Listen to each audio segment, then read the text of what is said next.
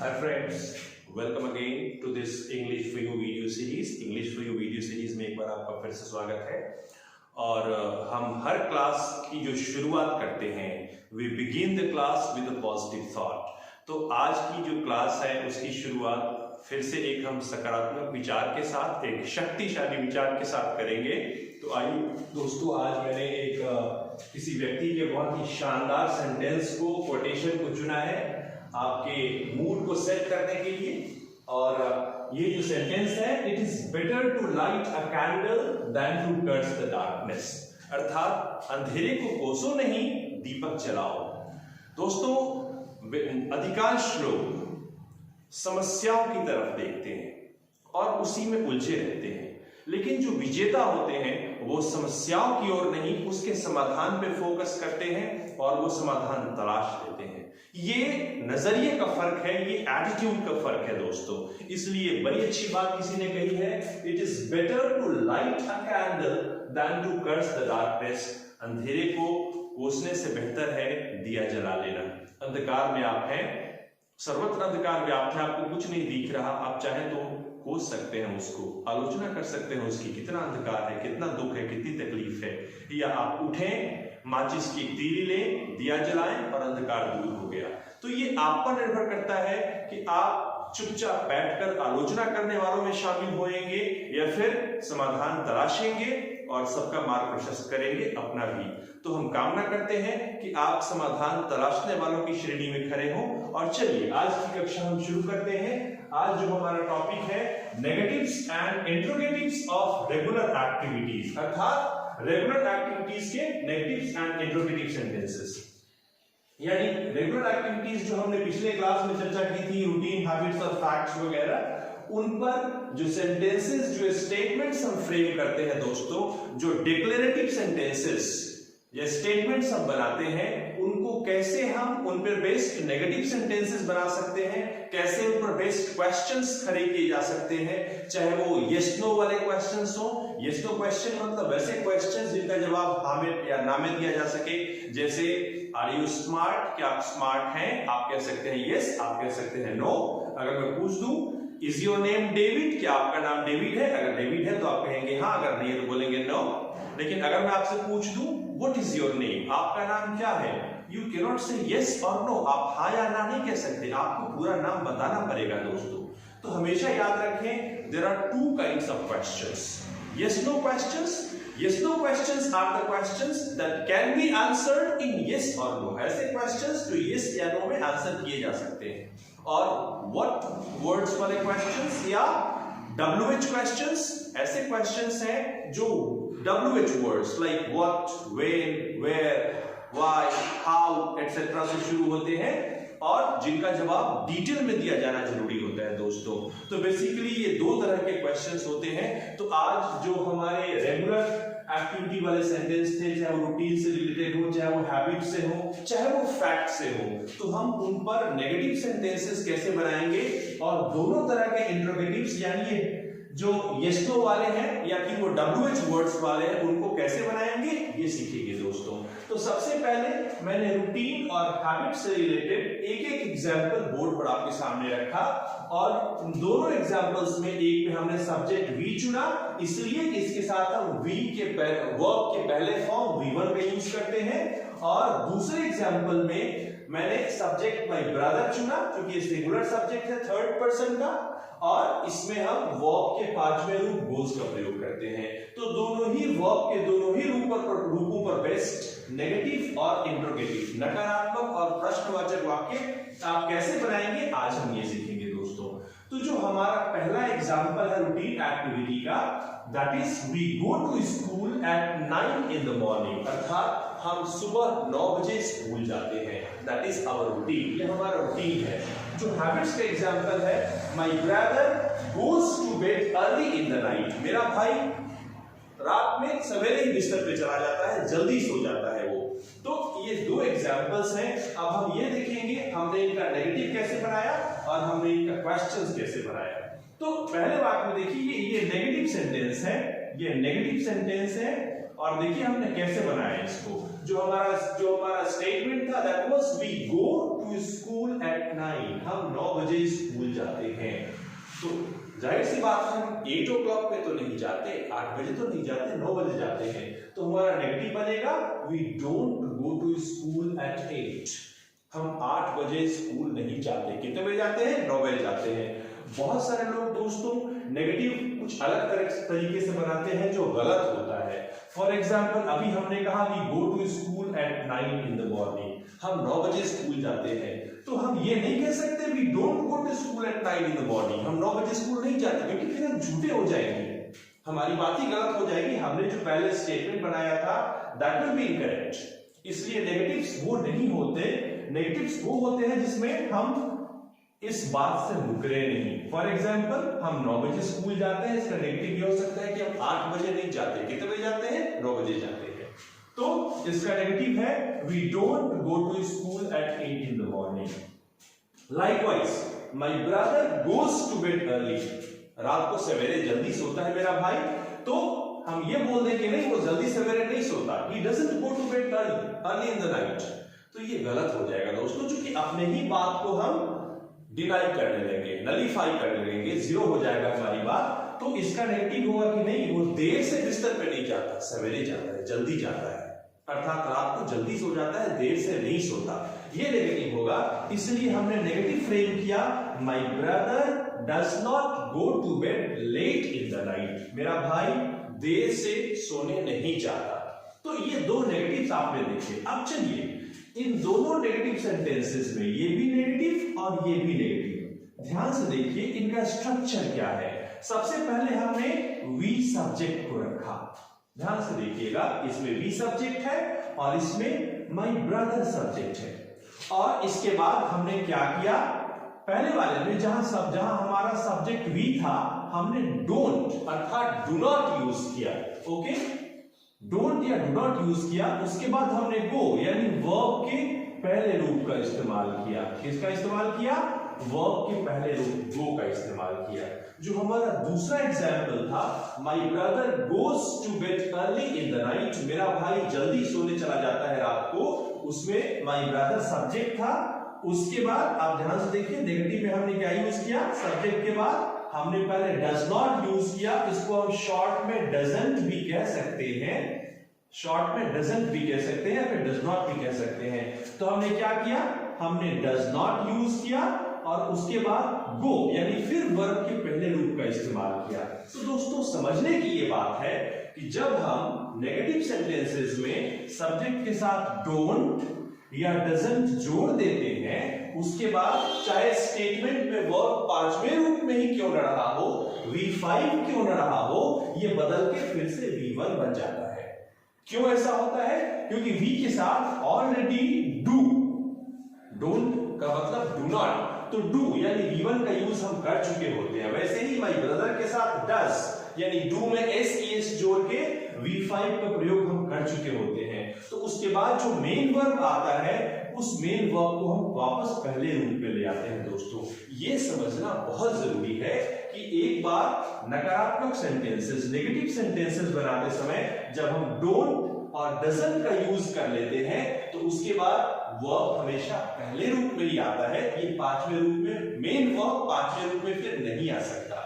इसलिए चाहे आपके स्टेटमेंट सेंटेंस में, कथन वाले वाक्य में वर्ब पांचवें रूप में क्यों न रहा हो, V5 में क्यों न रहा हो, उसको डज नॉट लगाने के बाद पहले रूप में ले आइए। इस नियम को याद जरूर रखेंगे, वरना इनकरेक्ट सेंटेंसेस हम फॉर्म कर सकते हैं। दोस्तों तो ध्यान से देखिए नेगेटिव में हमारा स्ट्रक्चर क्या रहा, या तो हमने सब्जेक्ट के बाद डोंट या फिर यू कह लीजिए डू नॉट, या शॉर्ट में इसको डोंट कह सकते हैं, या ये यूज किया, या फिर हमने डज नॉट शॉर्ट में डजंट यूज किया और उसके बाद जो भी वर्ब था, मेन वर्ब था, मुख्य क्रिया थी, वो पहले रूप में आ गई। ओके, ये क्रिया पहले रूप में आ गई। दोस्तों तो जो रूटीन हैबिट्स यानी जो रेगुलर एक्टिविटीज वाले सेंटेंसेस होते हैं, तो जब भी उनका नेगेटिव फ्रेम करते हैं तो नेगेटिव फ्रेम करने के समय सब्जेक्ट के बाद पहले डू नॉट या डज नॉट का इस्तेमाल करते हैं और उसके बाद मुख्य क्रिया मेन वर्ब को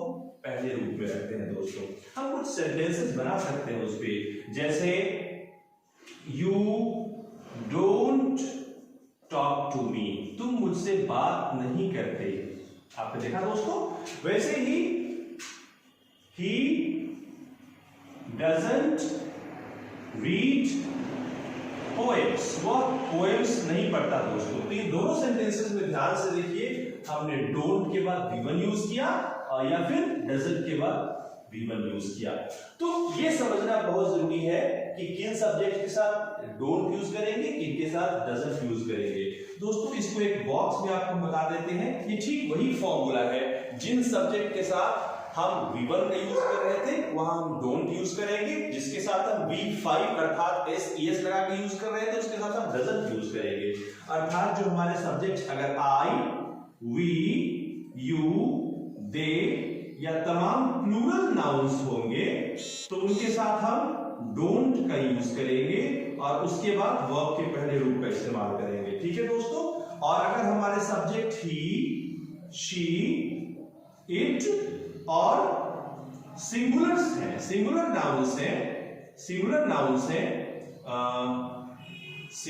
नाउन्स हैं तो इनके साथ हम doesn't और उसके बाद वर्ब, मेन वर्ब के पहले रूप का इस्तेमाल करेंगे। यानी don't या doesn't का इस्तेमाल सब्जेक्ट के बाद नेगेटिव सेंटेंस में करना जरूरी होता है दोस्तों। तो देखिए हमने you के बाद don't इस्तेमाल किया, he के बाद doesn't इस्तेमाल किया। ये बॉक्स आपको समझने में मदद करेगा कि इन सब्जेक्ट के साथ हम don't के बाद V1 लगाएं और इन सब्जेक्ट के बाद हम doesn't के बाद V1 लगाएं।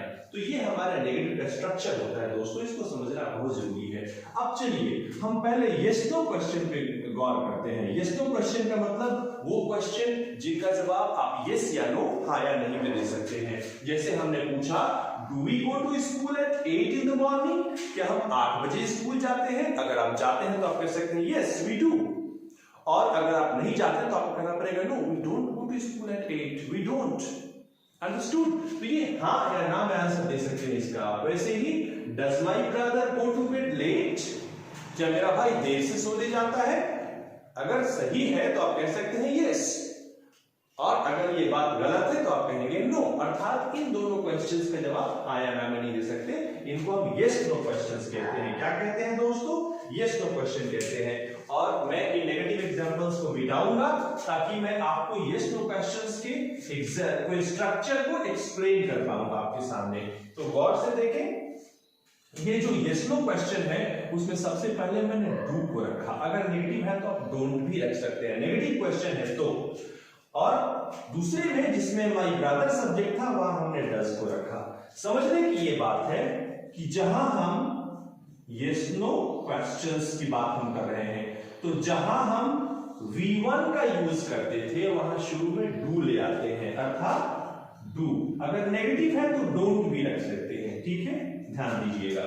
और उसके बाद फिर हम सब्जेक्ट को रखते हैं। उसके बाद जो हमारा वर्ब था, चाहे वो किसी सब्जेक्ट के साथ पांचवें रूप में ही क्यों ना था, डोंट या डजंट लगने के बाद पहले रूप में ही रहेगा। और वैसे भी जिस सब्जेक्ट के साथ हम डू या डोंट लगाते हैं तो उसके साथ वर्ब पहले रूप में ही आता है, तो इसमें आपको ज्यादा समस्या नहीं होगी। चलिए एक एग्जांपल बनाते हैं हम फिर से। डू यू प्ले फुटबॉल, क्या तुम फुटबॉल खेलते हो? अगर वो खेलता है बोलेगा हाँ, नहीं खेलता है बोलेगा नहीं। इसको ध्यान से देखिए, हमने पहले डू यूज किया, फिर सब्जेक्ट यूज किया, फिर V1 प्ले यूज किया। अब जो दूसरा तरह का सेंटेंस है जिसमें हम V5 लगाया करते थे, उसमें हम शुरुआत में क्या रखेंगे? हम डज रखेंगे। अगर नेगेटिव क्वेश्चन है तो हम डजंट भी रख सकते हैं, और डज या डजंट के बाद हम क्या करेंगे दोस्तों? डज या डजंट के बाद हम पुनः सब्जेक्ट को रखेंगे, उसके बाद वर्ब को फिर से पहले रूप में रखेंगे दोस्तों। अब देखिए मैं इसके एग्जांपल देता हूं आपको। Does she work hard? क्या वो कड़ी मेहनत करती है? अगर करती है तो आप कहेंगे हाँ, अगर नहीं करती है तो आप करेंगे नहीं। तो ये yes no क्वेश्चंस हैं। और जहां पे हमारा सब्जेक्ट she था वहां देखिए हमने does का इस्तेमाल किया शुरू में, और फिर सब्जेक्ट she को रखा, उसके बाद हमने वर्ब को पहले रूप work जो पहला रूप है उसको इस्तेमाल किया, फिर लास्ट में हमने hard को रखा। पहले वाले एग्जांपल में जहां हमारा सब्जेक्ट यू था जिसके साथ हम V1 लगाते हैं, वहां yes no क्वेश्चन बनाने के पहले हमने do रखा, फिर सब्जेक्ट यू को रखा, उसके बाद वर्ब फिर पहले रूप में प्ले के रूप में आया, डू यू प्ले फुटबॉल, क्या आप फुटबॉल खेलते हैं, डज शी वर्क हार्ड, क्या वो कड़ी मेहनत करती है। तो दोस्तों ये है हमारे यस नो क्वेश्चंस के स्ट्रक्चर्स, इनको समझना बहुत जरूरी है। अब चलिए हम बात करते हैं WH क्वेश्चंस की। WH क्वेश्चंस क्या होते हैं? ऐसे क्वेश्चंस जिनका जवाब डिटेल में देना पड़ता है और जो WH वर्ड्स अर्थात what, when, where, why, how etcetera से शुरू होते हैं दोस्तों। तो इनका स्ट्रक्चर डिफरेंट नहीं होता, यही स्ट्रक्चर फॉलो होता है, बस इस स्ट्रक्चर के पहले शुरू में हम WH वर्ड जोड़ देते हैं, उसके बाद फिर हम डू या डोंट कुछ भी, ओके, या फिर डज या डजंट अगर नेगेटिव क्वेश्चन था तो, और उसके बाद वर्ब वन का प्रयोग करते हैं। तो ये जो स्ट्रक्चर हमारा होता है दोस्तों वो WH क्वेश्चन का होता है, अर्थात ऐसे क्वेश्चन का होता है जिनका जवाब आप हाँ या नहीं में नहीं दे सकते, आपको डिटेल में देना पड़ेगा। फॉर एग्जाम्पल देखिए, मैंने एग्जाम्पल में क्वेश्चन लिखा था आपके, what time do we go to school, हम स्कूल कब जाते हैं, किस समय जाते हैं। आप नहीं कह सकते हाँ, आप नहीं कह सकते नहीं, आपको बताना पड़ेगा कि हम फला टाइम में स्कूल जाते हैं, we go to school at 8, at 9, at 10, whatever time you go to school. तो इस तरह WH क्वेश्चन बनते हैं। जैसे मैं एक एग्जांपल देता हूं आपको, when do you come back home, आप वापस घर कब आते हो, अर्थात आप कहीं भी जाते हो उसके बाद घर कब लौट के आते हो। तो आप देखिए ध्यान से, मैंने पहले व्हेन जो WH वर्ड है वो रखा, फिर हमने उसके बाद डू का प्रयोग किया, अगर नेगेटिव है तो हम डोंट भी लगा सकते हैं, उसके बाद हमने फिर सब्जेक्ट यू का प्रयोग किया, जैसा कि स्ट्रक्चर में आपको दिख रहा है। I am sorry I didn't mention it, यहाँ पे सब्जेक्ट आएगा, उसके बाद वीवर आएगा दोस्तों।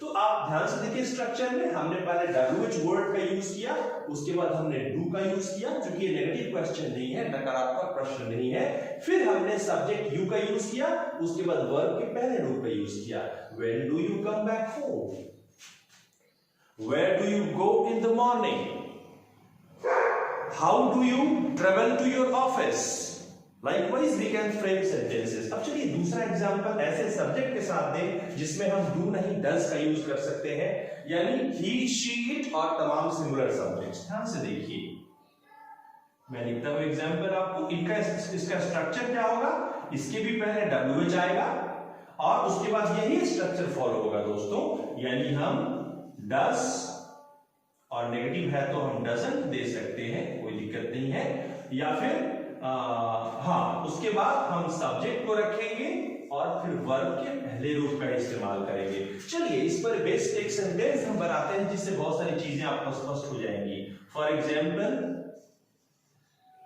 Where does he go for walk, यानी वो सैर करने या घूमने कहां जाता है।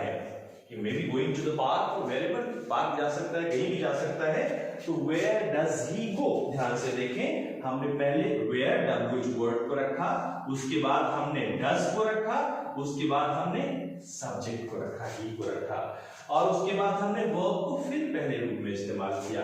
दोस्तों समझने की बात यह है कि डू या डज लगने के बाद चाहे वो नेगेटिव्स हो या क्वेश्चंस हो, वर्ब पहले रूप में ही आता है।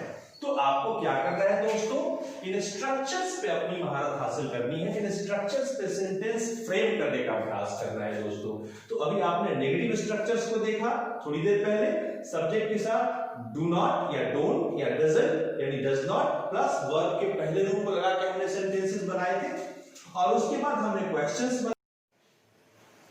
तो दोस्तों आशा करते हैं ये चैप्टर आपको समझ में आ गया होगा। इस चैप्टर में हमने किन बातों पर चर्चा की, हमने देखा कि जो रेगुलर एक्टिविटीज के तहत रूटीन, हैबिट्स, फैक्ट्स जैसे सेंटेंसेस बनते हैं, इन पर बेस्ड सेंटेंसेस जो बनते हैं, उसका नेगेटिव और इंटरोगेटिव यानी उनका नकारात्मक वाक्य और उनका क्वेश्चन हम कैसे बनाते हैं। हमने नेगेटिव के स्ट्रक्चर्स देखे, सब्जेक्ट प्लस डोंट या डजंट लगा के वीवर लगाया, और फिर हमने क्वेश्चंस देखे, दो तरह के क्वेश्चंस जिसमें यस नो क्वेश्चन थे और WH क्वेश्चन थे दोस्तों। तो इसमें हमने क्या किया, पहले डू या डोंट लगाया, डज या डजंट लगाया, फिर सब्जेक्ट रखा, उसके बाद वर्ब रखा। किन क्वेश्चंस में? जो यस नो क्वेश्चंस थे जिनका जवाब हाँ या ना में दिया जा सकता था। जो दूसरा प्रकार था क्वेश्चन का WH क्वेश्चन जिनका जवाब आपको डिटेल में देना था, उनके साथ हमने क्या किया?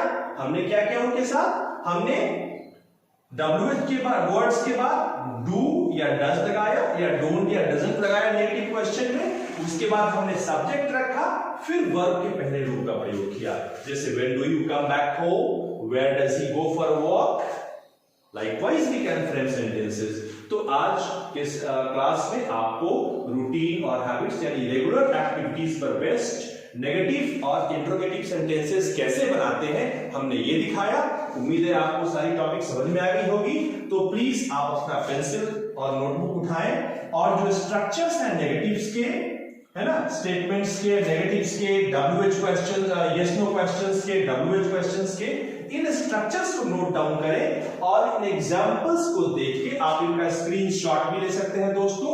और इन एग्जांपल्स को देख के आप खुद अपनी तरफ से सेंटेंस फ्रेम करने की कोशिश करें। आप हर स्ट्रक्चर पे 10 या 20 या 25 या 50 क्वेश्चन फ्रेम करेंगे तो आपको सहूलियत से इन पे सेंटेंस बनाना आ जाएगा और आप बहुत जल्दी लिखना सीखने लगेंगे। क्योंकि ये जो स्टेटमेंट, ये जो रूटीन और रेगुलर एक्टिविटीज वाले स्ट्रक्चर्स हैं, ये सबसे पॉपुलर स्ट्रक्चर है, इनका यूज हम सबसे ज्यादा करते हैं सेंटेंस फ्रेमिंग में। तो पहले इन पर महारत हासिल करना हमारा लक्ष्य होना चाहिए।